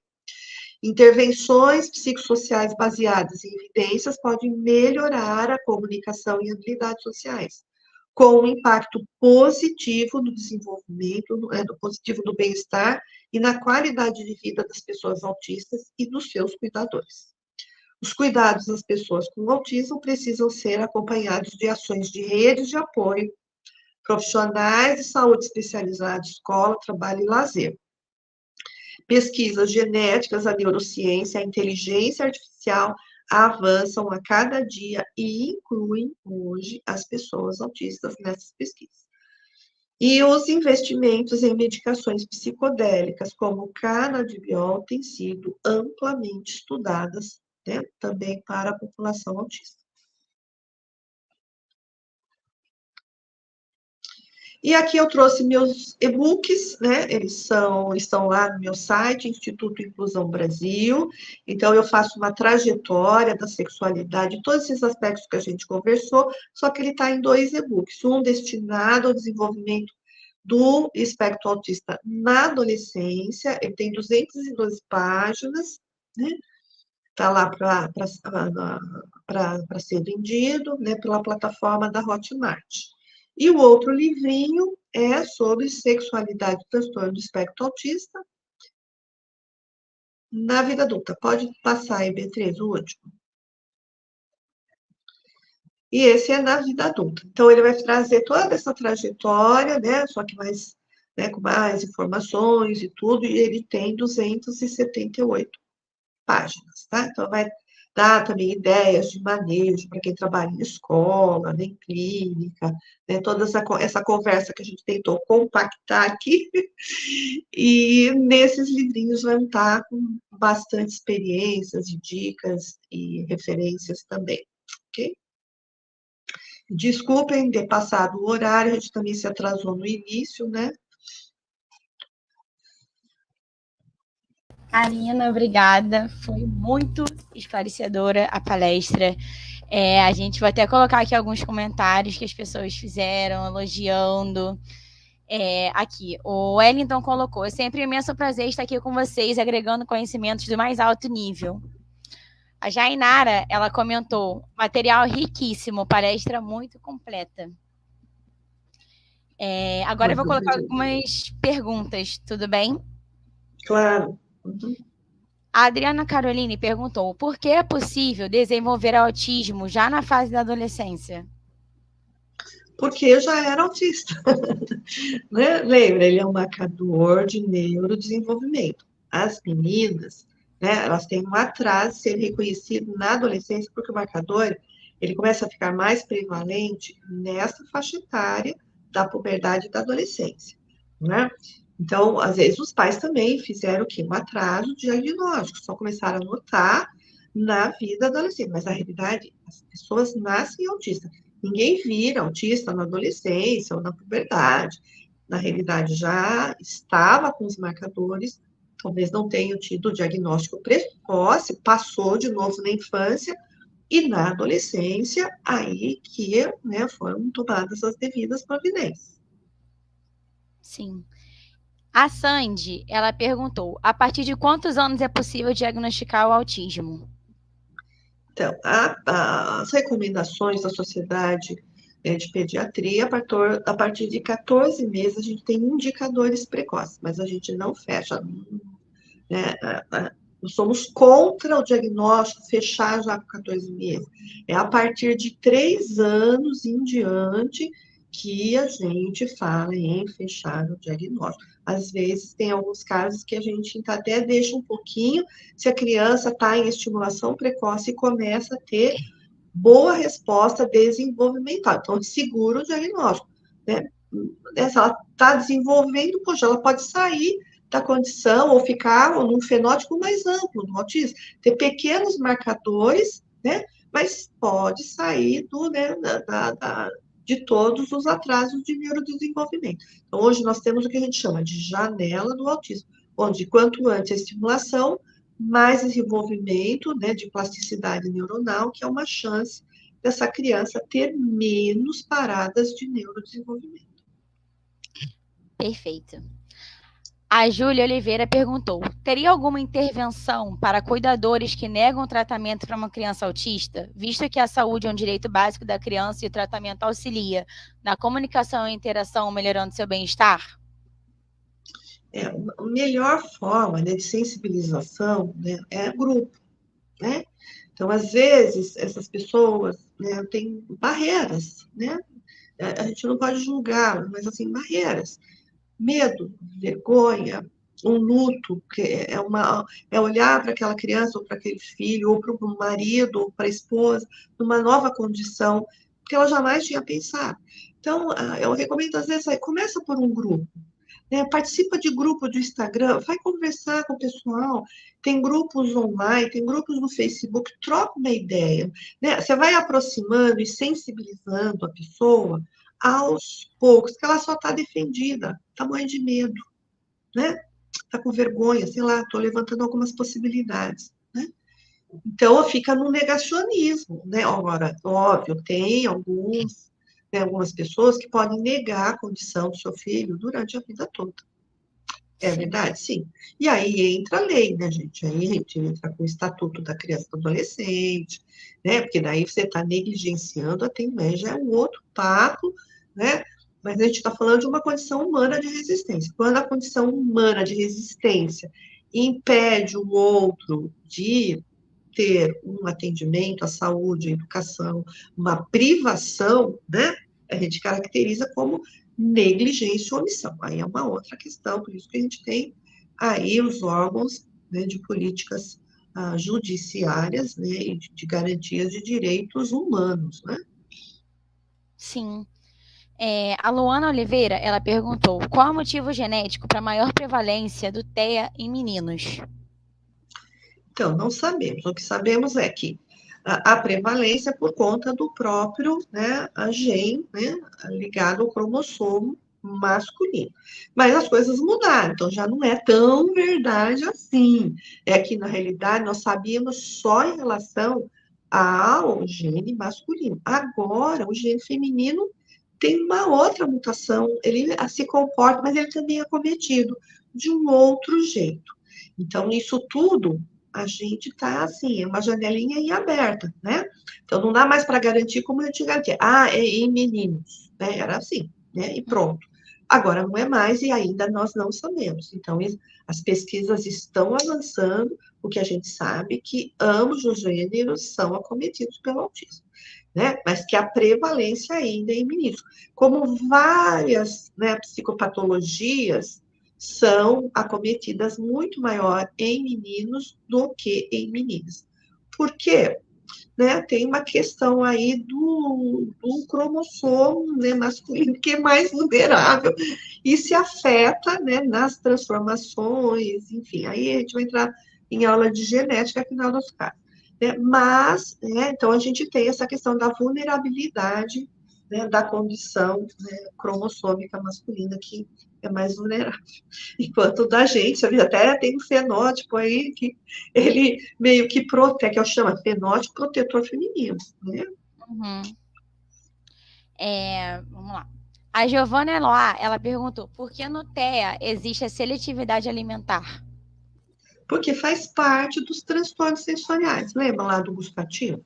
Uhum. Então, e aí ele só vai comer coisinhas palatáveis para ele. Então, se ele descobre que comer pipoca é super legal e as outras coisas é muito mole, gelatinosa, gosmenta, ele vai começar a comer só pipoca, ele descobre que pipoca e água é legal, que pipoca e, sei lá, às vezes pode ser coisas completamente, né, e um pão, né?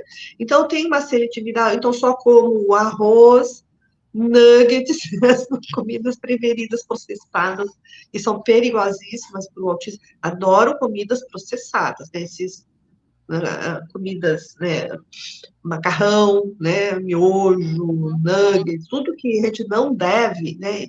Então, tem alguns grupos de pessoas autistas que têm esse padrão para comer só isso, né? Então, não experimentam, não arriscam, exatamente pela sensibilidade, né, gustativa. Então, precisa fazer um trabalho com terapeuta ocupacional, né? Às vezes tem fonos, nutricionistas que vão desenvolver essa parte gustativa para que saiam, né, da seletividade alimentar, só comer aquelas mesmices ou obsessivo, né? Então também que é diferente da seletividade para as obsessões. Que no restaurante, por exemplo, só vou comer frango à parmegiana. Então, eu só posso ir naquele restaurante. Se eu vou num outro restaurante, só posso comer frango à parmegiana. E ele pode comer, vai, arroz, carne, né, come outras coisas, mas ele tem umas obsessões por alguns lugares. Então, ele pode ter seletividade alimentar e também comportamentos obsessivos alimentares. Isso é muito clássico em pessoas autistas, né, porque a rigidez e Uhum. alteração, né, sensorial gustativa. Perfeito. O Anderson, ele perguntou, qual a idade onde esses indicadores apresentam-se mais perceptíveis na infância? Então, é como a gente viu, né? A partir de 14 meses até 3 anos, né? Uhum. Todos esses indicadores já estão lá, né? Eu indico sempre, se tem dúvida, né? Eu trouxe todos os indicadores. Então, se Uhum. você não estava, você pode ir lá no meu site, tem um teste, chama M-Chat revisado. Ele também está em domínio público, né? Ele vai trazer todos os indicadores precoces, ele é um marcador internacional, tem várias línguas. Né? A gente tem aqui em português, pega o revisado. Então, ele é o que vai dar, né, esses diagnósticos precoces nesse período de 14 meses em diante a 3 anos. Então, é nessa faixa que a gente pega o que está acontecendo, que está fora da caixinha, ok? Ótimo. A Giovana perguntou, quais suplementações são importantes para o TEA? Então, depende. Não vou dar receita de bolo, também não sou nutricionista, nem médica, sou psicóloga. Então, depende, né? Tem alguns profissionais da saúde que a gente não abona suplementos nenhum, né? Então, é você entender, né, o que pessoa, né, que está ali, né, no espectro, por que precisa suplementar o quê, né?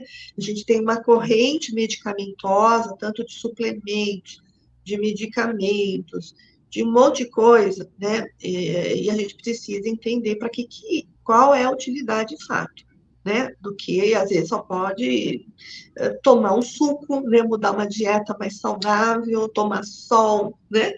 E que isso é muito melhor mudar uma rotina de saúde do que usar medicação, qualquer que seja. Né? Ah, é a homeopatia, não interessa, está tomando remédio. Né? Mas não dá para fazer isso mudando uma rotina? Poxa, dá, então muda a rotina, né? Precisa tomar remédio. Então tem um bull aí dessa história também de suplementos, que precisa entender melhor para que, né, e para quem. Né? Essas são as questões que eu faria. Perfeito. Eu coloquei uma pergunta aqui também e queria Hum. saber qual é a melhor abordagem referente à criança autista que se encontra em crise. Então, Beatriz, aí depende muito, né? Geralmente é de conter, né? Você vai conter essa criança primeiro para não deixar ela se machucar, né? Então, segurá-la, colocar uma almofada, né? Tentar mantê-la em segurança. Então, conversar que tudo vai ficar bem, né, que tem alguém ali cuidando dela, para depois a gente ter um manejo posterior de entender qual foi o gatilho, né, se foi sobrecarga, né, se foi algum tipo de crise, de birra, de frustração. Mas o primeiro movimento é conter essa criança ambientalmente, né, conter ela, às vezes, segurando, dependendo da criança, não é? Ou, né, e colocando ela num canto, né, com proteção, se você não consegue pegá-la, porque às vezes essa criança está disruptiva demais, então ir cercando, colocando um cantinho com proteções, com almofada, com tapete, né, para ela se acalmando e você conversando com ela e não largar sozinha, né, não deixar uma criança, agora vai sentar lá e pensar, isso não serve para uma pessoa, né, uma criança autista. Tem que estar um adulto junto, esperar ela sair de toda a desregulação e da crise, para depois a gente ver outros manejos do que está levando ela a isso, ok? Mas Perfeito. tem desde das abordagens comportamentais, né, de contenção, né, e as abordagens do time-out, né, você tirar também a criança daquela situação, e vamos supor que é um ambiente que está muito ruidoso, então você tem que tirar ela daquele lugar, né, então ela está no shopping, começou a gritar, tira ela do shopping, desce para o estacionamento, vai para uma área, né, onde não tenha barulho. Então, às vezes, tem que passar o recolhe, você tem que tirar a criança do estímulo. Não adianta tentar acalmá-la dentro de uma festa, gente. É uma guerra perdida, né? Querer que ela fique, que ela surtou na área da alimentação, né? É melhor descer e acalmá-la no jardim do shopping. Então, também tem que ter essa sacada. Se o ambiente é estressor, você precisa retirar a criança do local que está estressando ela para ela se acalmar. Então, não adianta tentar acalmar no lugar que está estressando ela, está em sobrecarga. Né? Entendi, perfeito. A Larissa Lins, eu tenho mais duas perguntas. A Larissa Lins, ela perguntou como nós, profissionais de saúde, podemos melhorar o diagnóstico precoce e a intervenção para as crianças com autismo. Então, a primeira formação, né, Larissa? Eu acho que é essa questão primeira que eu bati bastante, né? Formação, né? Informação, né? Ter experiência. Então, quanto mais caso, discussão de caso, conversar com os colegas. Um trabalho com autismo não é do eu sozinho, né? É sempre de alta complexidade. Você viu quanta coisa está tudo junto e misturado? E hoje, considerando as questões da interseccionalidade, então isso também pega. Vai pegar uma criança negra com problema socioeconômico, menina, a interseccionalidade começa lá embaixo. Eu falei da mulher adulta, mas se você pegar lá na base, está acontecendo lá, né? Entende? Então, veja a complexidade. E a gente não leva, e às vezes, assim, ela está sendo pressionada porque ela está sendo rejeitada por uma condição dela de raça. Aqui ninguém gosta de pessoa preta, por exemplo. Tem crianças que falam isso, meu pai não gosta, né? E falam, né, de uma forma ofensiva. Então, às vezes, não está atacando, né, a condição do autismo, mas está a condição de raça, e a gente tem que prestar atenção em que essa criança está sofrendo bullying, né? Então, as questões são complexas, o nível de sofrimento é complexo. Quando a gente faz um diagnóstico, a gente tem que olhar para todas essas variáveis, né? Então, são multifatoriais. Aprender que o autismo é multifatorial, né? Que as condições hoje são de interseccionalidade, não é mais né, uma coisinha simples, basiquinha. Olhar o funcionamento desses pais. Esses pais, às vezes, também podem ser autistas, ou um deles, então precisa também prestar atenção, né? Se esse conjunto também, um não encobre o outro, e estão todo mundo sofrendo e ninguém nunca conseguiu contar. Então, novamente, o diagnóstico ele tem que ser mais ampliado, prestar atenção, atualizar. Então, a intervenção precoce é olhar esse grupo como um todo, inclusive cuidar da criança e verificar se os pais também não estão no espectro, né? Então, essas intervenções são importantes, né? Eu citei hoje, tem, né, várias questões de intervenções, né, que a gente pode utilizar, né? Como eu disse, eu não sou teoria única, então eu não vou defender aqui análise comportamental, análise, né, análise do comportamento, né? Eu acho que não tem teoria única para ninguém, né? Eu acho que ela é importante, é uma das terapias importantes, como terapia cognitiva comportamental. Mas não é possível pensar em teoria única para um universo de seres humanos, e Uhum, muito menos neurodiverso, tá? Essa é a opinião minha, Marina, né? Nós temos aí um monte de pessoas que podem pensar diferente, e é bom que pense diferente, né? Mas eu concebo o ser humano como plural e tenha, né, vontade e desejo. Olha, você está falando isso, mas não quero tentar outro, por que eu não posso? Pode, uhum. até para concluir que de repente não serve, não serve. E tudo bem, tá? Tá, perfeito, obrigada. A Luana, ela perguntou como a psicanálise funcionaria em autistas não verbais. Como em crianças típicas, né? Quando as crianças não vão brincar, né? Vão aprender a simbolizar, né? A mesma forma como uma criança típica, que também pode chegar para análise e não falar nada, né? Então, a construção da linguagem, né? Ela pode ser desenvolvida através da relação, né? A função aí que está colocada no analista, como na terapia cognitiva comportamental, como em qualquer outra que você vai dar estímulos, né? Vai dar imagens, brinquedos, é esse ambiente que vai desenvolver. Usar, por exemplo, o PECS, né?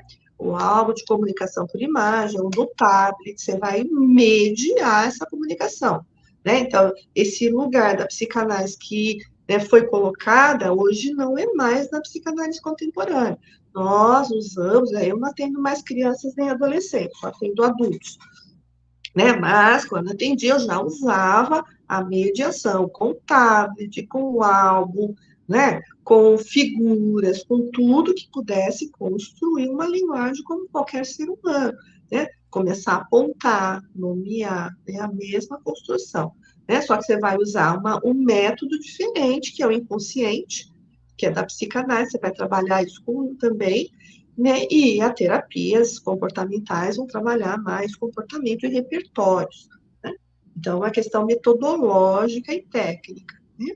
Então, para cada criança, aí, né, um tipo de desenvolvimento, e o que importa é a melhora do quadro, né, dessa criança.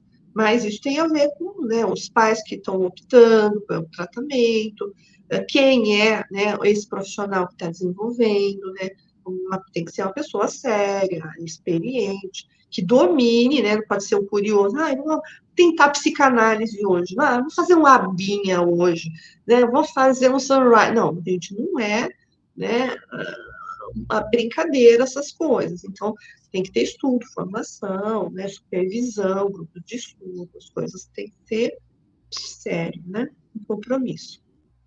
Perfeito.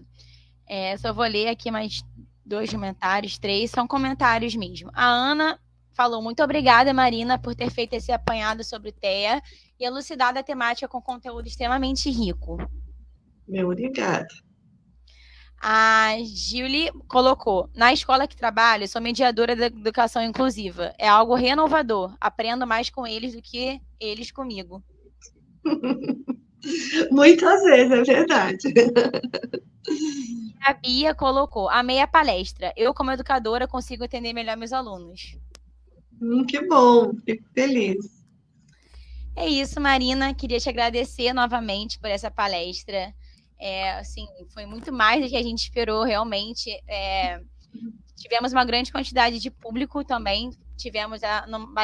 Batemos 78 pessoas assistindo, estando conosco. Eu posso dizer que, em nome da Liga, que a gente pensou muito, né, sobre esse tema, porque nada melhor do que a gente aprender e entender, né, esse tipo de público, da conscientização. Acho que a melhor forma da gente demonstrar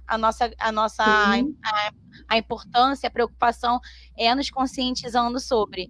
E você, assim, pôde nos ensinar com uma clareza e com uma maestria excelente. Então, muito obrigada. Então, somos todos aliados, não somos autistas, nós somos aliados, né, de uma condição de pessoas humanas que precisam do nosso apoio. Vocês que dão informação, Melhor ainda, você vê quanta coisa na saúde, né? Vocês podem colaborar, né? Quanto pensamento vocês podem levar, né? E que estão passando batido, que as pessoas não estão vendo, né? Procedimentos, acolhimentos simples que poderia mudar a vida dessa pessoa, né? Então, é desse lugar que a gente precisa construir uma sociedade inclusiva. Olha, amei, obrigada, viu? Amei Também, mesmo. Desejo tudo de bom para vocês. Quando precisar, toque, toque igualmente. aqui, né? A gente combina em Com outros certeza. momentos, fico à disposição. Muito obrigada. Desculpe pela minha tosse, pelo meu engasgo, que passei o dia Nada todo que trabalhando isso. à noite, fico meio estragadinha. Então, peço desculpas Nada que e isso. desejo uma boa noite para todos, todes. Um beijo, muito obrigada por toda a equipe, né, que montou aqui a palestra, o vídeo, tá indo Agradecemos aí. muito por você também estar presente nisso, tá? Muito obrigada. Obrigada. Tchau, Tchau, tchau. tchau. E é isso, gente. Terminamos mais uma palestra por aqui. Caso vocês queiram reassistir, ela vai estar disponível no nosso canal do YouTube. Fiquem à vontade para seguir a Marina também no Instagram dela. Tem tudo disponível, ou as redes sociais dela no nosso Instagram. E é isso. Até a próxima. Tchau, tchau.